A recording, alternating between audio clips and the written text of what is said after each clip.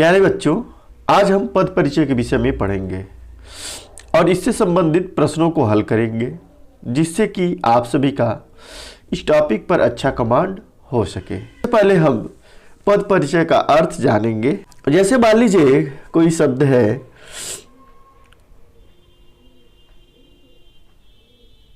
जैसे राम, ठीक। अब यह क्या है? स्वतंत्र है, एक वाक्य से बाहर लिखा हुआ है, तो यह कहलाएगा शब्द। लेकिन अगर हम कहें कि राम घर जाता है,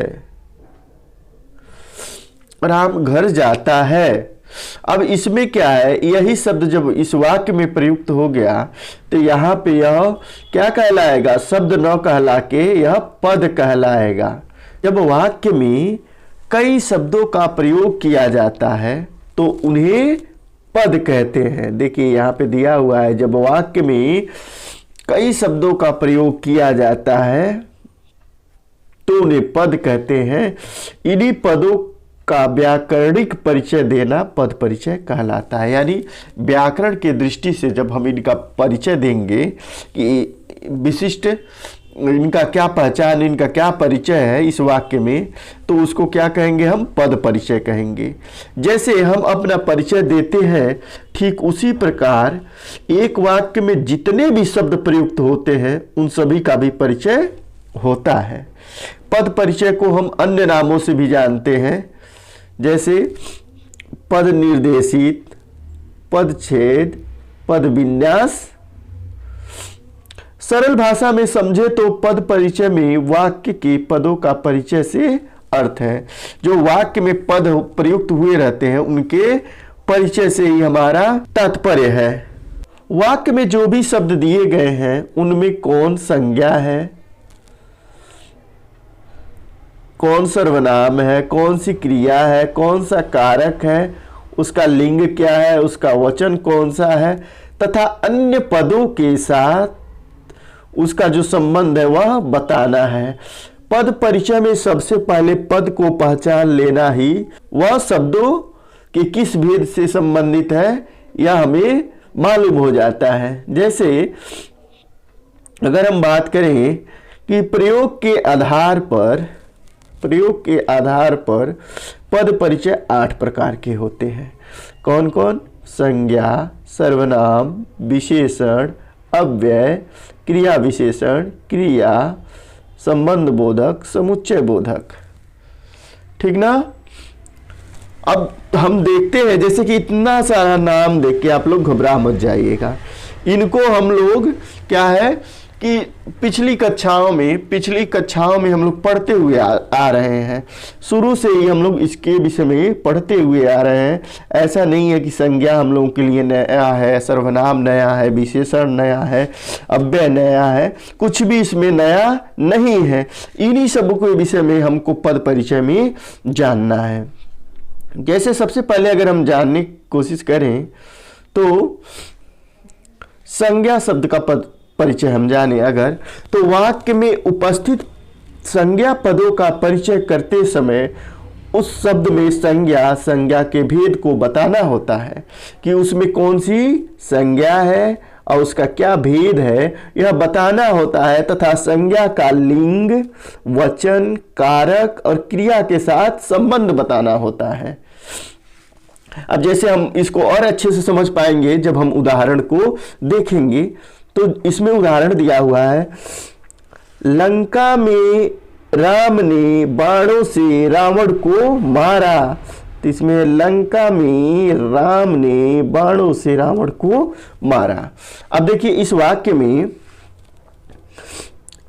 लंका, राम, बाणों और रावण, लंका भी संज्ञा है, राम भी है, बाणों भी है और रावण भी है। अब इस संज्ञा का परिचय अगर हम जानना चाहें तो हम देखेंगे कि लंका जो है वो क्या है? सबसे पहले संज्ञा है। कैसी संज्ञा है? व्यक्तिवाचक है, यानी जिससे किसी जाति का बोध नहीं हो रहा है, एक जगह का बोध हो रहा है, तो उसे हम कहेंगे व्यक्तिवाचक। और क्या है? पुल्लिंग है, पुल्लिंग है वचन क्या है, एक वचन है और कर्ता कारक है, ठीक ना, कर्ता कारक है। अब फिर हम देखेंगे कि राम, राम शब्द जो है इस वाक्य में वह क्या है, संज्ञा है, वह भी क्या है, व्यक्तिवाचक संज्ञा है और पुल्लिंग है, एक वचन है, कर्ता कारक है, ठीक है ना। फिर अगला शब्द आ जाएगा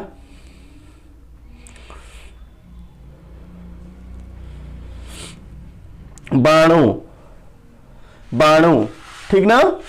अब देखिए यह क्या, यह संज्ञा है, कैसी संज्ञा है, बाण का मतलब विभिन्न तरह की बाणों की बात हो रही है, तो इसमें क्या है, एक समूह की बात हो, यानी एक समूह का है तो हम एक प्रकार की जात की बात हो रही कि बाणों में विभिन्न प्रकार के बाण होते हैं, अतः ये क्या होगा, व्यक्तिवाचक संज्ञा ना होकर जातिवाचक संज्ञा हो जाएगा। और क्या होगा, ये पुल्लिंग होगा। बहुवचन, देखिए अगर बाण होता तो एक वचन होता, लेकिन बाणों है तो बहुवचन हो जाएगा। और क्या है, करण कारक है, यानी जिस साधन की सहायता से हम कर्म को पूरा करते हैं, कार्य को पूरा करते हैं, वह क्या हो जाता है, करण हो जाता है, ठीक है ना। अगला जो शब्द है रावण, रावण, तो रावण क्या है, संज्ञा है, कैसी संज्ञा है, व्यक्तिवाचक संज्ञा है। और व्यक्तिवाचक संज्ञा होने के साथ साथ यह क्या है, पुल्लिंग है, एक वचन है और कर्म कारक है। कर्म कारक के विषय में बताए थे, हम क्या बताए थे कि क्रिया का फल जिस पे पड़े वह क्या कहलाता है, कर्म कहलाता है। तो मुझे लग रहा है आप लोगों को यहां तक अच्छे से समझ में आ गया होगा। अब आगे बढ़ते हैं।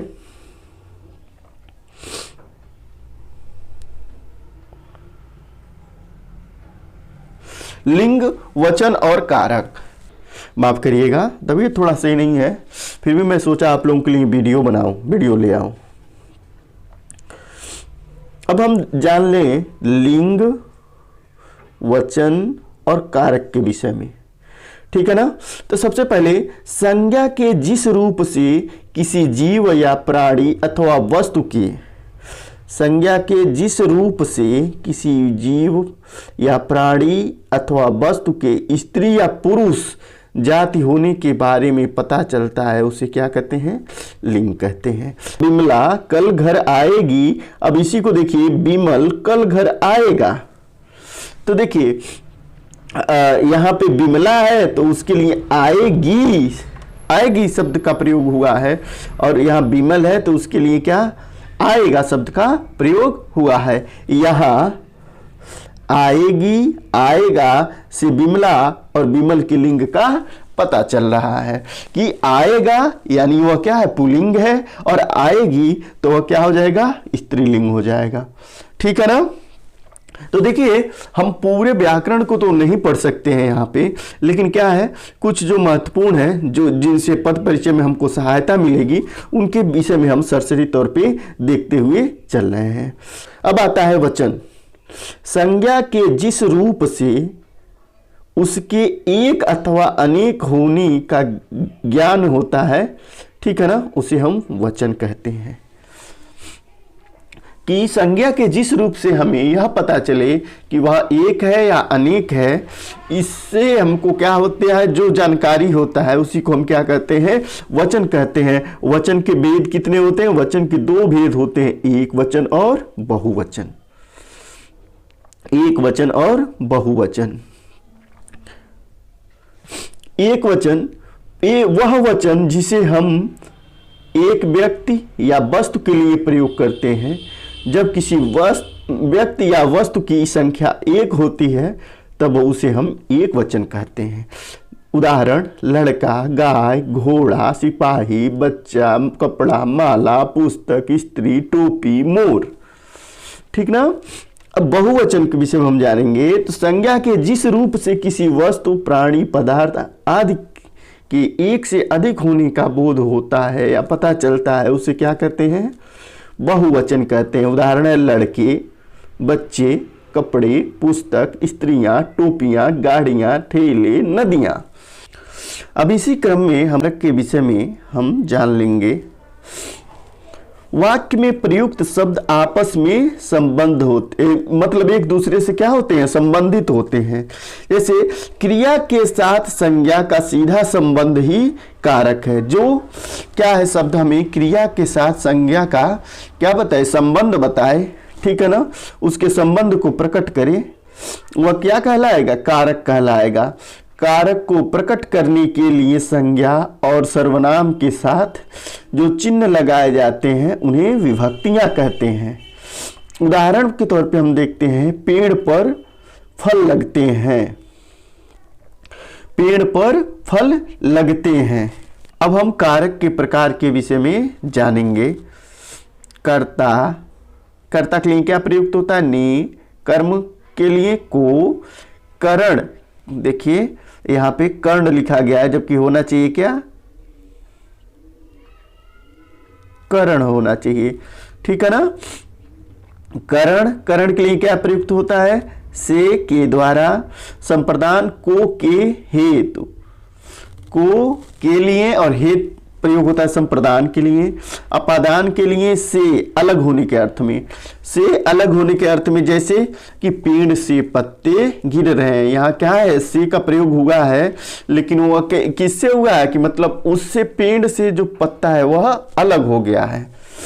संबंध, संबंध कारक में क्या होगा, का, की, के, रा, री, रे, और अधिकरण में होगा में, पर।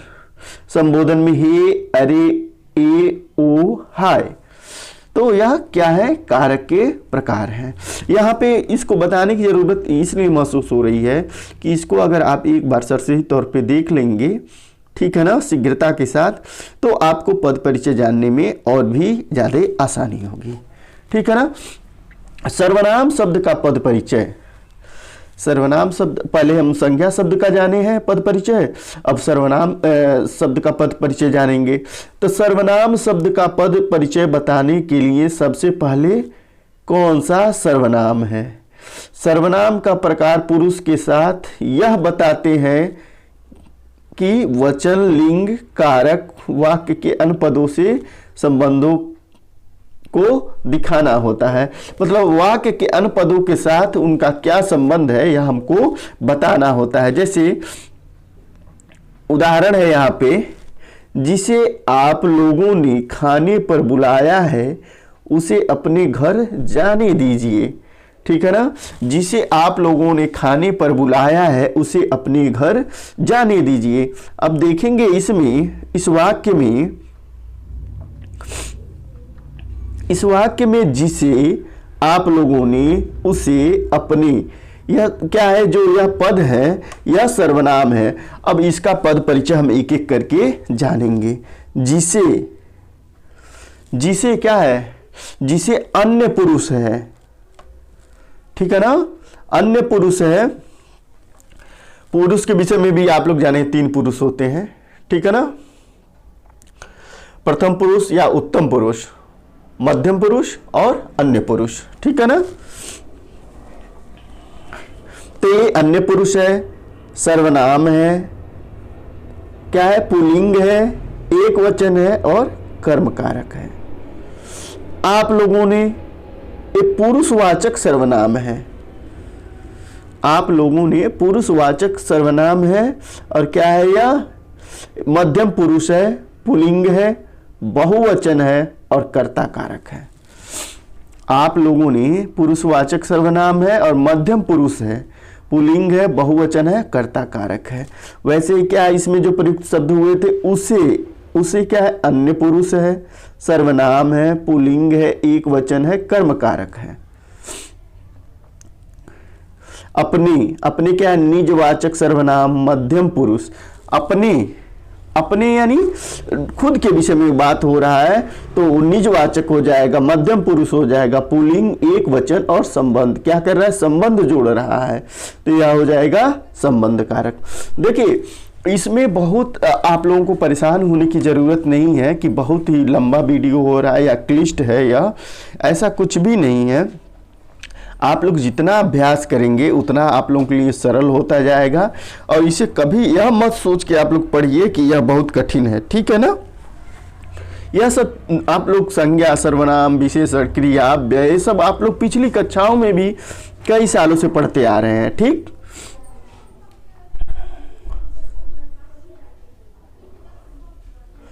विशेषण शब्द का पद परिचय। विशेषण का पद परिचय करते समय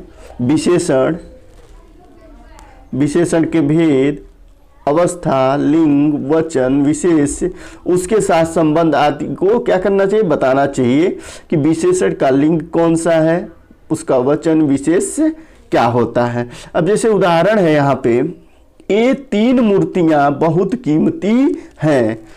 यह 3 मूर्तियां बहुत कीमती हैं। उपर्युक्त वाक्य में देखिए क्या लिखा है, 3 बहुत और कीमती। तीनों का पद परिचय दें, इन तीनों पदों का पद परिचय दें तो 3 संख्यावाचक है, संख्या का ज्ञान करा रहा है, पुल्लिंग है, बहुवचन है, एक से अधिक बहुवचन है। ठीक है ना। और इसमें विशेषण का, इसमें जो 3 है इसका यह विशेषण है और इसका विशेष क्या होगा, मूर्तियां। ठीक है ना। बहुत संख्यावाचक है, स्त्रीलिंग है, बहुवचन है। कीमती यानी उसके गुण की बात बता रहा है कि वह बहुत कीमती है, तो गुणवाचक विशेषण हो जाएगा, पुल्लिंग हो जाएगा और बहुवचन हो जाएगा। ठीक है ना।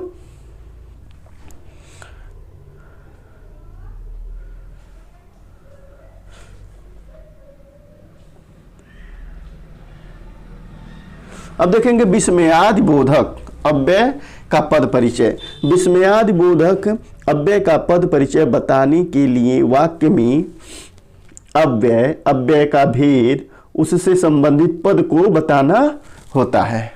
उदाहरण के लिए, वे प्रतिदिन जाते हैं। उदाहरण है, वे प्रतिदिन जाते हैं। वाक्य में प्रतिदिन क्या है, अव्यय है। वे क्या है, सर्वनाम है। ठीक है। जाते हैं क्रिया, लेकिन जो एक शब्द इसमें प्रयुक्त हुआ प्रतिदिन, यह क्या है, अव्यय है। ठीक ना। तो प्रतिदिन कालवाचक, यानी काल बता रहा है कि वह क्या है, प्रतिदिन जाते हैं, एक दिन नहीं जाते हैं, किसी समय विशेष पे नहीं जाते हैं, वो प्रतिदिन जाते हैं।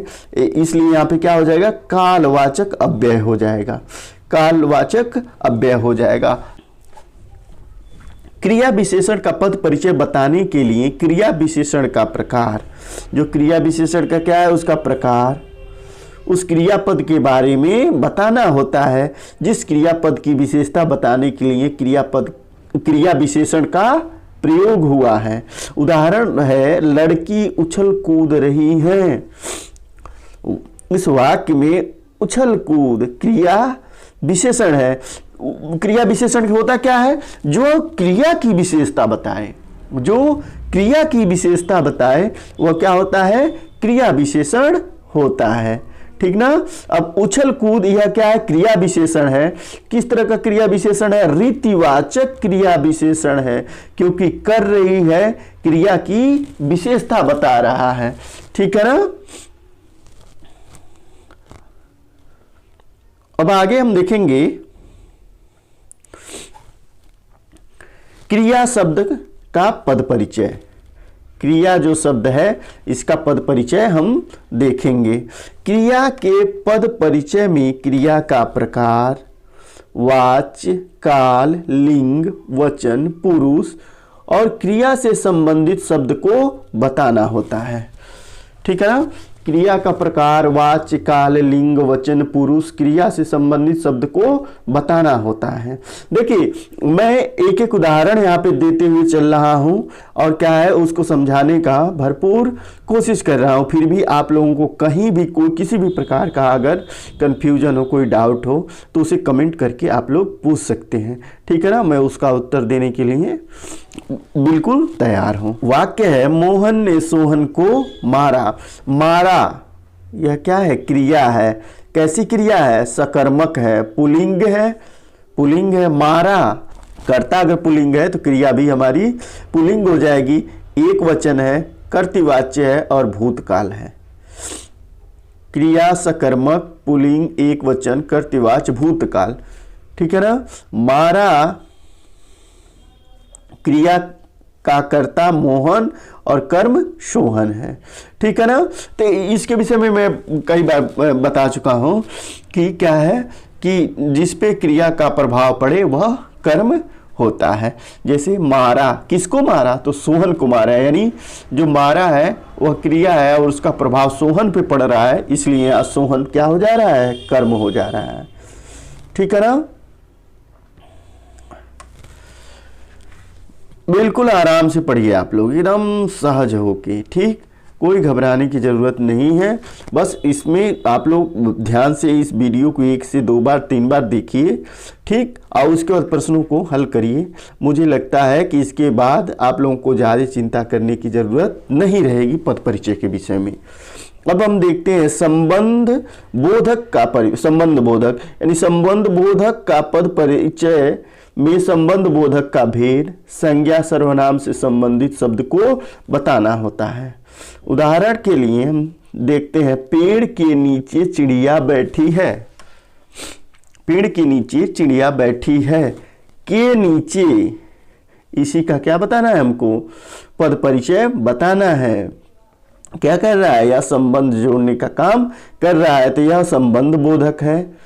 पेड़ और चिड़िया इसके संबंधी शब्द हैं। ठीक है ना।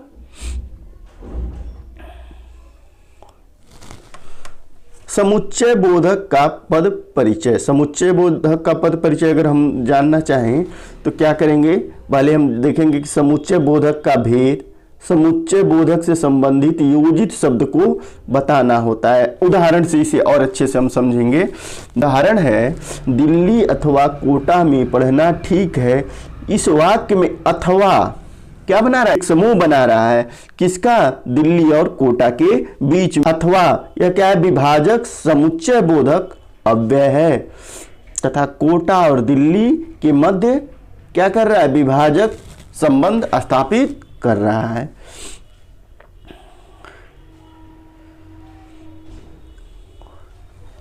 अब एक बार फिर हम पद परिचय के लिए आवश्यक संकेत अगर हम देखना चाहें, क्या क्या संकेत हमको मालूम होना चाहिए, ठीक है ना, तो उसे एक बार सरसरी तौर पे हम देख सकते हैं कि संज्ञा के भेद, संज्ञा के भेद मुख्य रूप से अगर हम देखें जाति, व्यक्ति और भाव। ठीक है ना। इसमें लिंग में क्या है? स्त्रीलिंग पुल्लिंग। ठीक, कारक क्रिया के साथ संबंध, कारक क्रिया के साथ संबंध, वचन एक वचन बहुवचन, यही हमको बताना रहेगा संज्ञा पद परिचय में। सर्वनाम में उसके जो प्रकार हैं, पुरुषवाचक, प्रश्नवाचक, संबंधवाचक, निश्चयवाचक, अनिश्चयवाचक, निजवाचक, यह बताना रहेगा। फिर उसमें लिंग, वचन, कारक क्रिया के साथ संबंध बताना रहेगा। और विशेष में क्या? विशेष लिंग और वचन। ठीक, वाक्य लिंग, वचन, काल, धातु। ठीक है ना। विशेष में हम क्या बताएंगे? लिंग और वचन बताएंगे। वाक्य में लिंग, वचन, काल, धातु बताएंगे। ठीक है ना। विशेषण में हमको क्या आना चाहिए? गुणवाचक, संख्यावाचक, परिमाणवाचक और सार्वनामिक। अव्यय के भेद में क्रिया, विशेषण, संबंध बोधक, समुच्चय बोधक और विस्मयादि बोधक। अगर इसका ज्ञान हमें है तो हम पद परिचय को अच्छी तरह से जान पाएंगे। विकारी और अविकारी शब्द, इनके विषय में भी जान लेते हैं। विकारी क्या होता है? लिंग, वचन, पुरुष, कारक आदि के कारण पदों में विकार उत्पन्न होता है। लिंग, वचन, पुरुष, कारक आदि के कारण पदों में विकार उत्पन्न होता है। इसी कारण क्या है? इनको विकारी शब्द कहा जाता है। ठीक है ना। अविकारी शब्द अव्यय शब्द होते हैं, यानी जिनका व्यय नहीं होता है वो क्या होते हैं? अविकारी होते हैं। जिन पर लिंग, वचन, काल कोई प्रभाव नहीं पड़ता, जैसे प्रातः काल, धीरे धीरे। ठीक है ना। यह क्या है? अविकारी है। अविकारी यानी अव्यय शब्द है ये। देखिए ऊपर हम थियोरेटिकल रूप से काफ़ी कुछ पढ़ लिए, ठीक है ना, उनके भेद, उनके प्रकार के विषय में। लेकिन हम जितना अधिक से अधिक उदाहरण को देखेंगे और उसको हल करेंगे, उससे ही हमको क्या है? पद परिचय के विषय में अच्छे से ज्ञान होगा। जैसे अब उदाहरण हम देखते हैं यहाँ पे पद परिचय के उदाहरण। तो पहला वाक्य है, रामचरितमानस की रचना तुलसीदास द्वारा की गई। इसमें हम क्या है देखेंगे, पहले संज्ञा कौन है, रामचरितमानस। कैसी संज्ञा है, संज्ञा के भेद में बताए थे। तो यह व्यक्तिवाचक संज्ञा है, एक वचन है, पुल्लिंग है और कर्म कारक है। तुलसीदास द्वारा, यह क्या व्यक्तिवाचक संज्ञा है, तुलसीदास एक है, एक वचन हो जाएगा, पुल्लिंग यानी स्त्रीलिंग नहीं हो, पुल्लिंग है, और क्या है, कर्ण कारक। जब द्वारा आ जाएगी बात, माध्यम की बात आ जाएगी, तो वहां पे क्या हो जाएगा, कर्ण कारक हो जाएगा। की गई संयुक्त क्रिया, एक वचन, स्त्रीलिंग, कर्मवाच्य और अन्य पुरुष। ठीक है ना। संयुक्त क्रिया की गई यानी दो क्रियाएं इसमें हैं, तो संयुक्त क्रिया हो जाएगी एक वचन, स्त्रीलिंग और कर्मवाच्य अन्य पुरुष इसमें हो जाएगा। अगला देखते हैं, वह दौड़कर विद्यालय गया। वह, अब देखिए वह क्या है, अन्य पुरुषवाचक सर्वनाम है। ये अन्य पुरुष के विषय में बात कर रहा है, तो अन्य पुरुषवाचक सर्वनाम एक वचन है, पुल्लिंग है, कर्ता कारक है, ठीक है ना। और गया क्या है, क्रिया का कर्ता। गया क्रिया का कर्ता कौन है, वह है। गया क्रिया का कर्ता यह वह है, ठीक है ना। दौड़कर विद्यालय गया। दौड़कर पूर्वकालिक क्रिया है, रीतिवाचक क्रिया विशेषण। क्रिया विशेषण कौन सा है, रीतिवाचक क्रिया विशेषण है। और गया क्रिया की विशेषता बता रहा है। गया जो यह क्रिया है इसकी विशेषता बता रहा है दौड़कर। कैसे गया हुआ, दौड़कर गया, ठीक है ना। अब गया शब्द है, तो गया शब्द को देखेंगे, यह क्या है, मुख्य क्रिया है और एक वचन है, पुल्लिंग है, भूतकाल है और क्या है, कर्तृवाच्य है। मुख्य क्रिया है, एक वचन है, पुल्लिंग है, भूतकाल है और कर्तृवाच्य है। मुझे लग रहा है कि अब आप लोगों को अच्छे से समझ में आ रहा होगा, क्योंकि उदाहरण से चीज़ें समझनी ज़्यादा आसान हो जाती हैं, ठीक है ना। जैसे जैसे हम उदाहरण देखते हैं, उसको समझने का प्रयत्न करते हैं, तो उससे क्या होती है, चीज़ें स्पष्ट होती चली जाती हैं। अगला हम देखेंगे कि दिया है, बाग में कुछ लोग बैठे हैं। बाग में कुछ लोग बैठे हैं, पहला पद है बाग। तो बाग क्या है, जातिवाचक संज्ञा है। बाग जो है जातिवाचक संज्ञा है, ठीक। एक वचन है, पुल्लिंग है और अधिकरण कारक है। इसमें कारक कौन सा है, अधिकरण कारक है, ठीक है ना। कुछ शब्द है, कुछ अनिश्चित संख्यावाचक विशेषण है। कुछ यानी कुछ निश्चित नहीं बता रहा है, इसलिए अनिश्चित संख्यावाचक विशेषण हो गया, ठीक है ना। और विशेष से इसमें क्या होगा, लोग जो है वह विशेष से हो जाएगा इसका, ठीक है ना। लोग यह क्या है, जातिवाचक, यानी बहुत सारे लोगों के विषय में बता रहा है। जातिवाचक संज्ञा हो गया, पुल्लिंग हो गया, बहुवचन हो गया और कर्ता कारक हो गया। बैठे हैं, अकर्मक क्रिया है, बहुवचन है, पुल्लिंग है, कर्तवाच्य और वर्तमान काल है, ठीक। तो देखिए, अगर 2-3 शब्दों को आप अगर फाइंड आउट कर लेते हैं, पा जाते हैं, किसमें प्रश्न जो दिया है उत्तर में अगर आप ऑप्शन में ढूंढ लेते हैं, तो आप उसका उत्तर दे सकते हैं, उसका जवाब बहुत ही आसानी से दे सकते हैं। और इसके लिए क्या करना पड़ेगा, आपको ये वीडियो कम से कम 2 से 3 बार देखना पड़ेगा और प्रैक्टिस करना पड़ेगा, ठीक है ना। अगला है, मैं आपसे, माफ करिएगा, अगला वाक्य है, मैं आपको कुछ रुपए दूंगा, मैं आपको कुछ रुपए दूंगा। अब इसमें जो मैं है वह क्या, उत्तम पुरुष वाचक सर्वनाम है। मैं, तुम, वह। मैं क्या हुआ, उत्तम पुरुष हो गया, तुम मध्यम पुरुष, वह अन्य पुरुष हो गया। ठीक है ना, तो उत्तम पुरुषवाचक सर्वनाम हो गया, एक वचन, पुल्लिंग, कर्ता कारक। ठीक है ना, कर्ता कारक हो गया यह। दूंगा जो एक क्रिया है, इसका क्या है, यह कर्ता है। ठीक है ना, इसका यह कर्ता है। आपको मध्यम पुरुषवाचक सर्वनाम, आपको। ठीक है ना, मध्यम पुरुषवाचक सर्वनाम हो गया, एक वचन हो गया, स्त्रीलिंग, और क्या हुआ, संप्रदान कारक हो गया। कुछ देखिए, कुछ यहाँ पे क्या है, ठीक ठीक संख्या का बोध नहीं करा रहा है, ठीक ठीक संख्या नहीं बता रहा है, यह क्या है, अनिश्चय बना हुआ है, इसलिए हो जाएगा अनिश्चित संख्यावाचक विशेषण और विशेष रुपए। ठीक है ना, कुछ किसके लिए प्रयुक्त हो रहा है, रुपए के लिए प्रयुक्त हो रहा है, तो विशेष से क्या हो जाएगा, रुपए हो जाएगा। पहला प्रश्न है, मुंशी प्रेमचंद ने गोदान की रचना की। मुंशी प्रेमचंद ने गोदान की रचना की। ऑप्शन है इसमें, देखिए ABCD, 4 ऑप्शन दिए हुए हैं। आपको बताना है कि यह जो रेखांकित ये पद है, ठीक है ना, इसका परिचय देना है। इस पद का परिचय आपको देना है कि इन निम्न में से कौन सा ऑप्शन सही होगा। मुंशी प्रेमचंद, तो मुंशी प्रेमचंद, देखिए मुंशी प्रेमचंद क्या है, व्यक्तिवाचक संज्ञा हो गया, एक वचन हो गया, पुल्लिंग हो गया और कर्ता कारक हो गया। यह इस वाक्य के क्या है, कर्ता है।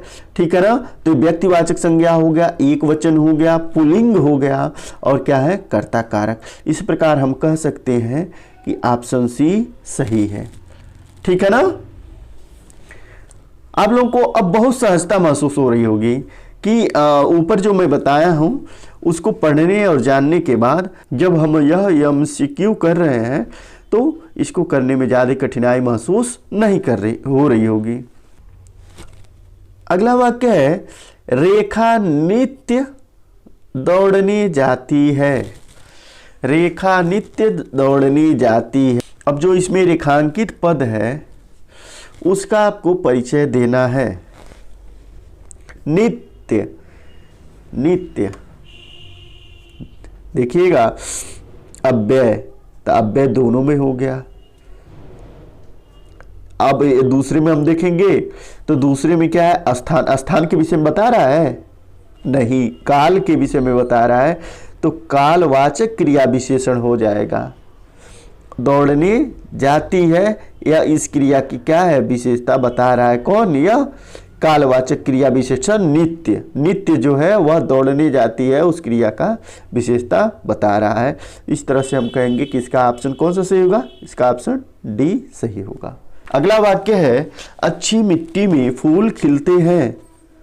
4 ऑप्शन है ABCD।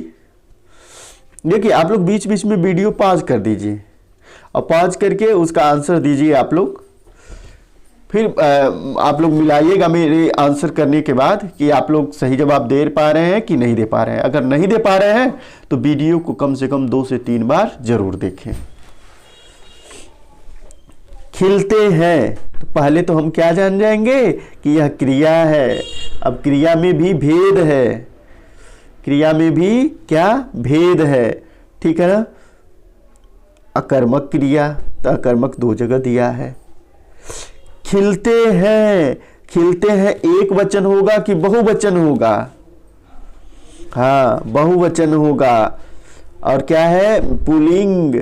खिलते हैं, पुल्लिंग होने के बाद ये क्या, वर्तमान काल की बात है और क्या है, कर्तृवाच्य है। ठीक है ना, तो इसका सही जवाब क्या होगा, ऑप्शन बी। पीला गुलाब देखकर मन खुश हो गया। अगला वाक्य है, पीला गुलाब देखकर मन खुश हो गया। इसमें 4 ऑप्शन दिए हुए हैं, आप लोग जवाब देने से पहले वीडियो पॉज कर लीजिए और देखिए कि आप लोग सही बता पा रहे हैं कि नहीं।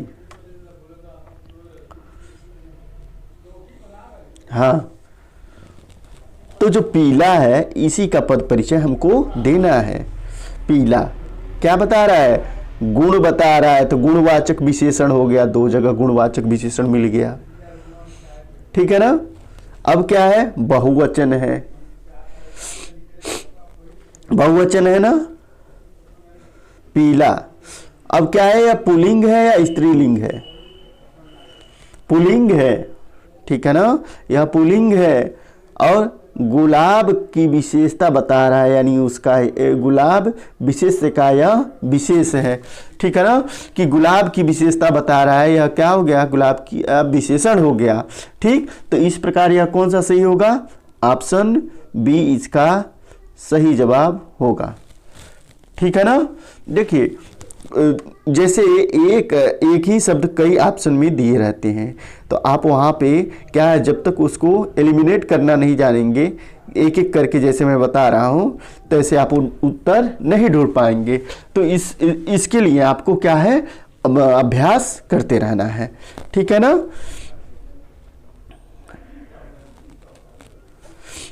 अगला वाक्य है, राधिका ने आपको बुलाया है। अब इसमें जो आपको है इसी का पद परिचय बताना है।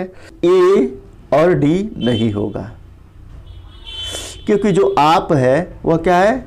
न प्रथम पुरुष वाचक सर्वनाम, उत्तम पुरुषवाचक सर्वनाम है, तो 2 तो उसमें गलत हो गए। अब उसके बाद से हम क्या देखेंगे? बी और सी में देखेंगे। तो बी और सी में देखेंगे तो निजवाचक सर्वनाम और मध्यम पुरुषवाचक सर्वनाम, निजवाचक सर्वनाम और मध्यम पुरुषवाचक सर्वनाम, तो यह क्या हो जाएगा? आपको, आपको है तो यह यहां पे हो जाएगा मध्यम पुरुषवाचक सर्वनाम। अगर कहता अपने, अपने की बात करता तब वहां पे निजवाचक होता, ठीक है ना। आपको तो क्या यह हो सकता है? स्त्रीलिंग या पुल्लिंग दोनों में से कोई हो सकता है। एक वचन है, ठीक है ना, और कर्मकारक है। अगला प्रश्न देखते हैं हम। रिया पटना जा रही है। रिया, रिया शब्द जो है उसी का हमको पद परिचय देना है। रिया, रिया क्या है? पहली बात तो जान लीजिए आप लोग, जो सी और डी है यह नहीं होगा। क्यों नहीं होगा? क्योंकि भाव की बात नहीं है। और रिया, रिया जातिवाचक संज्ञा होगी या व्यक्तिवाचक? व्यक्तिवाचक होगी, तो ए भी नहीं होगा। तो देखिए ऐसे ही मैं कह रहा हूं ना कि पहले आप पद को पढ़िए और पद के विषय में जानिए, उसके बाद ऑप्शन आप तुरंत ढूंढ लेंगे। तो इसका सही जवाब क्या होगा?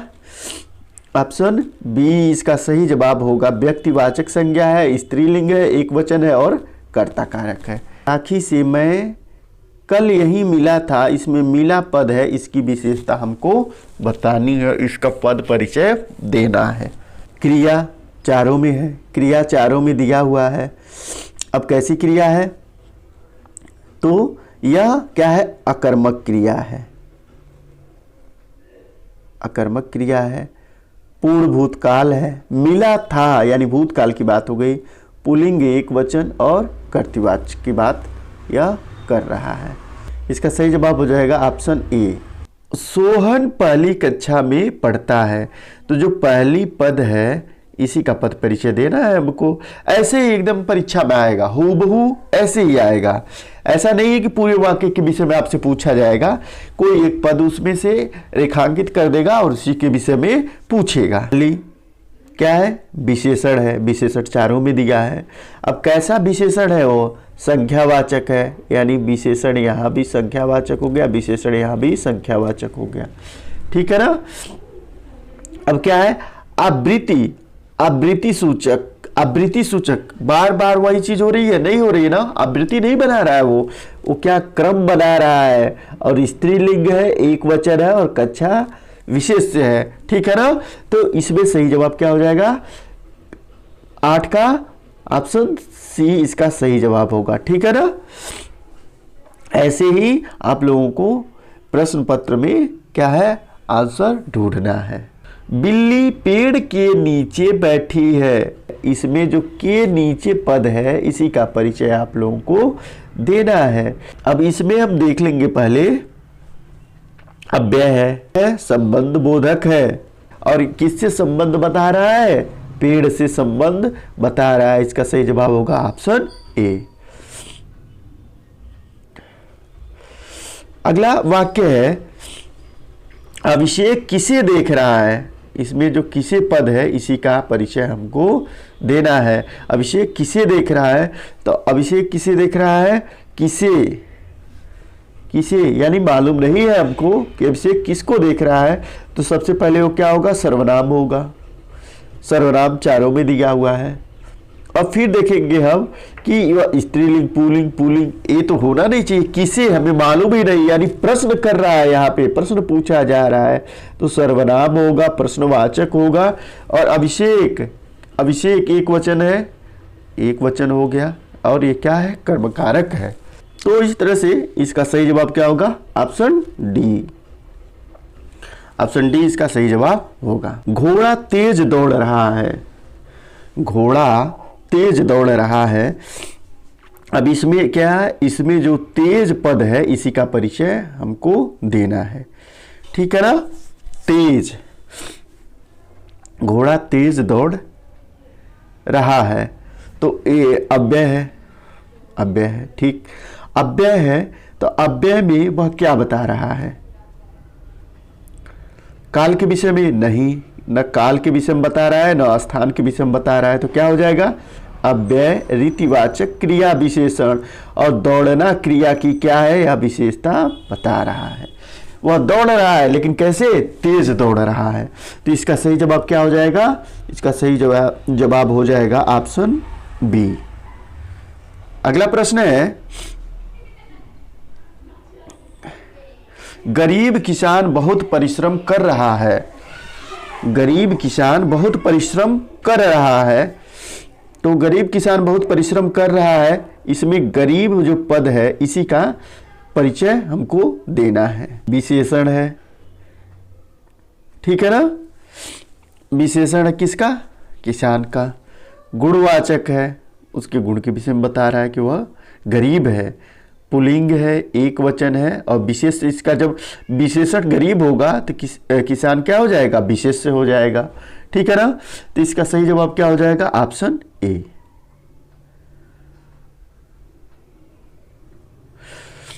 कल मेरे पापा दिल्ली गए। कल मेरे पापा दिल्ली गए, इसमें रेखांकित पद क्या है? गए। इसका पद परिचय देना है। तो इसका पद परिचय जब हम देंगे तो देखिए, आप लोग मेरे साथ साथ देखते चलिए या फिर वीडियो को पॉज करके इसका जवाब ढूंढने की कोशिश करिए। तो हम देखेंगे गए, गए एक क्रिया है। क्रिया चारों में दिया है, चारों ऑप्शन में क्रिया दिया हुआ है।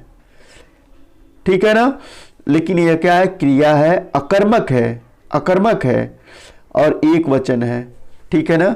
जब कर्ता एक वचन होगा तो क्रिया भी एक वचन में ही होता है। पुल्लिंग है, भूतकाल है, गए यानी भूतकाल में वो गए थे, और क्या है? कर्तृवाच्य है। ठीक है ना?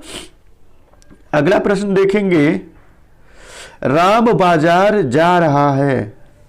राम बाजार जा रहा है, इसमें जो राम रेखांकित पद है इसी का परिचय हमको देना है।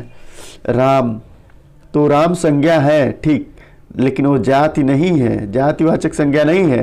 तो राम संज्ञा है, व्यक्तिवाचक है, एक वचन है, पुल्लिंग है, कर्ता कारक है, और जा रहा क्रिया के क्या है? कर्ता है। तो इसका सही जवाब होगा ऑप्शन बी। इसका सही जवाब क्या होगा? Option B. वाह कितना सुंदर कुत्ता है। वाह कितना सुंदर कुत्ता है, इस वाक्य में जो वाह पद दिया है, ठीक है ना, उसी के विषय में हमको परिचय देना है, बताना है, विशेषता उसकी बतानी है। वाह, तो वाह क्या हो गया? वाह यह अव्यय है, अव्यय 3 जगह दिया है, ठीक है ना, अव्यय 3 जगह दिया हुआ है। अब देखिए संबंध की बात तो कर नहीं रहा है, तो ये कट हो जाएगा ये। अब विस्मयादि भी दोनों जगह दिया हुआ है। अब देखिए यह शोक की बात हो रही है या हर्ष की बात हो रही है, तो यहाँ पे शोक की बात न होके हर्ष की बात हो रही है, इसलिए इसका सही जवाब क्या होगा? ऑप्शन डी होगा। यह संपूर्ण वीडियो देखने के उपरांत अगर आप लोगों के मन में किसी भी प्रकार का संदेह या संशय बना हुआ है, आप कमेंट बॉक्स में कमेंट करके पूछ सकते हैं और मैं उसे भरसक बताने का प्रयास करूँगा।